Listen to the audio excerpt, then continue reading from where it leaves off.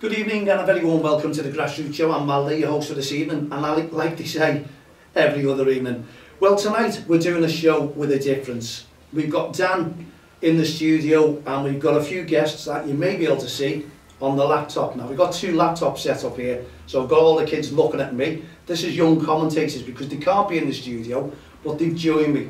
So we're going to be talking about our topic, and this has been planned for 12 months through Don't Cross the Line campaign. And a little bit about Don't Cross the Line campaign: it's all about grassroots football, it's all about poor touchline behaviour, it's all about how the parents react when the kids are playing football. Now, what we're doing is getting the kids used to this, because our four guests who are on the show tonight, absolutely brilliant. They're all understanding what the game's about. They all play football, whether it be in goal, whether it's a defender, whether it's attacker. They're there, they're all part of it, and they want to understand what we're all about, because they'll all be coming out with us eventually from the touchlines in grassroots football, and they'll all be using their microphones, because the microphones that we use are a massive deterrent to poor touchline behaviour. And what I mean by that is, when you've got an irate parent or spectator, then we walk over and put the little microphone there, and it's suddenly zipping. They don't want to talk. They're all thinking, I'm not talking to that. So we have our little microphone, we call him Mike, who's the deterrent, and it works a treat, I assure you. So the show is all about respect tonight, and we're joined by Ben, Jaden, John, and I think we've got William down. I don't think Will's got off there now, and we've got Dan, and Wayne will be coming in the show very, very shortly, because he's a busy man tonight and he's got loads of calls, very important calls, and it's all about young commentators this evening. So we do a 20-minute show, and you might be able to pick the kids up on the screen on one laptop there. We're trying our best to set them up so they're part of the show and they feel part of the show. So, respect, what's it all about? Respect is all about poor touchline behaviour, and what it means is, when you go out and watch the children playing football, and maybe an adult playing football, on the touchlines we all hear about the referees being chased away from football matches because they've been verbally abused, or there's been aggressive behaviour, bullying or racist comments thrown at them. Well, we need to stop that, and we've been established for 18 years, and we're lucky enough to say that we are now followed by football's governing bodies, and they are in turn, they are the PFA, the Premier League, the PGMOL, and what the PGMOL is the Premier Games Match Officials Limited. Not many people know what that is, and they're the Premier League referees, and we're in dialogue with them very, quite a lot over the recent times, because this is our time of year. It was cancelled last year for lockdown, and we've had the t-shirts laden with them for a good 12 months now, so they've been stocking them and getting them ready for these big days, and one of these days is coming off on Sunday. So we need everyone to behave from the touchlines. We don't need irate spectators, managers, coaches, or even sometimes the kids on a football pitch, because we need our referees within the game.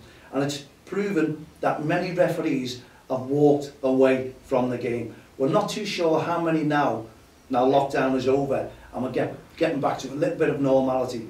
But when we get the FA and the Premier League rules and regulations and all the stats, we'll know more about it. We'll know more about what is happening, how many referees we do need, because even the kids here who are on the show tonight know that they've been short of a referee. We know the reason. There could be that they're not too well, could be a reason that they just can't be bothered, could be a reason that they're not refereeing anymore because they've been totally scared away from grassroots football because of irate parents, spectators. So our job is to try and stop all that and make sure that the kids can be allowed to play, develop their skills, and also the referees can develop their skills, because you wouldn't believe, once they go from a level, they start off at level 7 and they move down levels, and that means they can do higher games, more prestigious games, and they can also develop their skills as well. And I don't think many kids know what that's all about. And if you're lucky enough to be 14 years of age, then you can go to your local county FA and you can do a referee's course.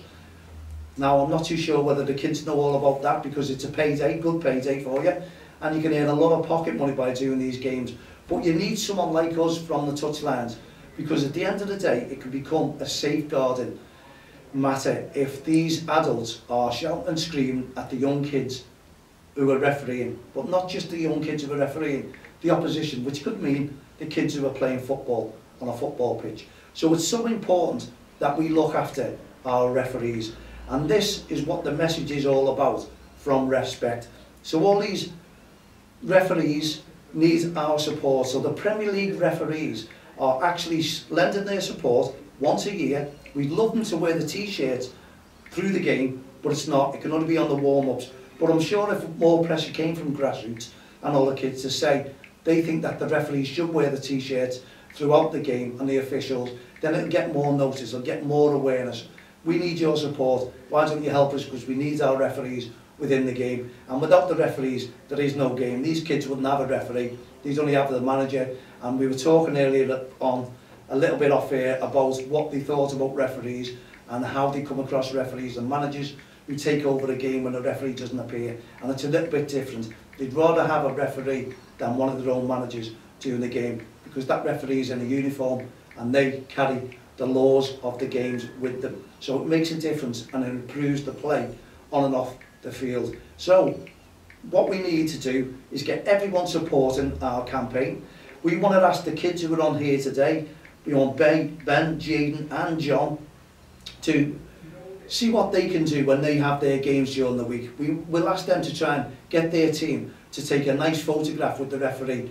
I know sometimes we can't shake hands now, but I think most of them are doing it now, thinking that the game's gone. But come up with ideas. What ideas could we come up with to improve the game for the referees? How can we get our referees? How can we support them on and off the field of play? We need your support. We need the kids' support, the team support, the manager's support, and all the committees, and especially the parents. And through the eyes of the kids and our young commentators, I'm sure they can make a difference and encourage their mums and dads, aunties, uncles, brothers, sisters to get involved with us and show respect towards the referees. So we're asking everyone out there, the kids as well, I'm sure they'll do it on their Instagram, their TikTok sites, and try and get as many supporters as they possibly can for this respect awareness, which starts this Sunday in the Carabao Cup final, Manchester City versus Tottenham. We're looking forward to it. We're hoping the cameras pick it up. What we mean by that, BBC, ITV, everyone, and even BT and Sky Sports, everyone who follows football. This is a campaign to keep our referees within the game. We do it once a year. It should be done week in, week out on the football field itself. The kids are just coming back from lockdown, as we all know, so it's something to look forward to. It's something to get involved in. And the following week, we have a full week then, where they have friendlies, games going on, where the kids can get involved and get photographs, images sent in to myself, mal@don'ttexttheline.com. Why don't you send them in, images? We're going to put a prize up of team medals as well for the best images that are sent through to us. Anything that goes ahead, that these kids can come up with an idea to make a difference to keep our referees in the game. And I'm sure our young commentators was spinning now with ideas and talk to us about it at the end of the show and probably during the show. Then we move into next weekend, which is the 1st and 2nd of May. And that is all about the Premier League referees wearing our t-shirts all around the grounds during the warm-ups. This is fascinating, this, because we are a not-for-profit organisation. We've been going for 18 years, established with the PFA, with the Premier League, with the FA, with the League Management Association. Every football governing body supports us, even the League of Ireland in Dublin, the FAI, they're supporting us, and they were hoping tonight that their referees would have been wearing the t-shirts, as they did over 12 months ago, during a game. They were the first to do it, where the referee wore it throughout the game. But unfortunately, they have something going on tonight, and the sponsors won't allow that, because there's too much money in it, as we all know. And little old us, who are just a community project, a not-for-profit organisation, get put to the back burner. But we have the best ideas. We have the kids involved, we have the parents involved, we have the referees involved, committees involved, and the grassroots football family totally involved. So we can all make a difference. It's a nationwide project that we have.